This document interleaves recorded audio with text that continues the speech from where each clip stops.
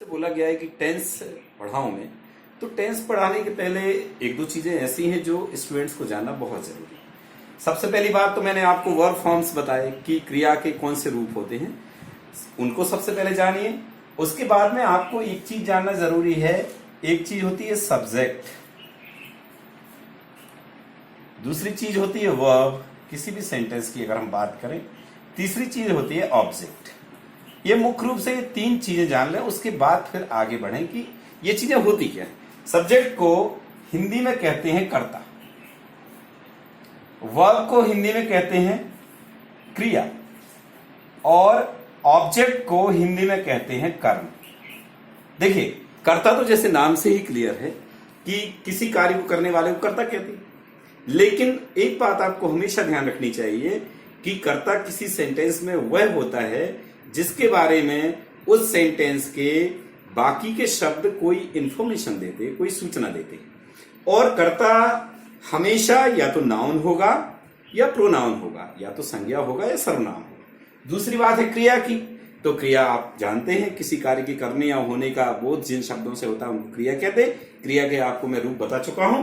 इसके बाद में बात है कर्म की, तो कर्म से बहुत सारे बच्चे कंफ्यूज हो जाते हैं, कर्म क्या होता है। कर्म को लोग सोचते हैं जो किसी कर्ता के द्वारा किया जाता है वो कर्म होता है, लेकिन वास्तविक रूप से अगर ग्रामर की बात करें तो कर्म वो होता है जिस पर कर्ता द्वारा कार्य किया जाता है। उदाहरण के लिए हम देखें, आई ईट अ मैंगो, मैंगो का सीजन चल रहा है भाई, आई ईट अ मैंगो, तो यहां पर करने वाला कौन है? आई यानी मैंने क्या किया? ईट, ये क्रिया हुई, जो काम मैंने किया वो क्रिया हुई। और जिस पर कार्य किया गया, जिस पर यानी मैंगो पर, तो जिस पर कर्ता द्वारा कार्य किया जाता है उसे ऑब्जेक्ट या कर्म कहते हैं। तो ये सब्जेक्ट वर्ब ऑब्जेक्ट ये आपने देखी। अब टेंस पढ़ने के पहले एक चीज और आपको देखना पड़ेगी, सेंटेंस के प्रकार जो आप टेंस में पढ़ने वाले हो, एक प्रकार है अफर्मेटिव, दूसरा है नेगेटिव, और तीसरा है इंटेरोगेटिव। कुछ लोग इसको इंट्रोगेटिव भी बोलते हैं।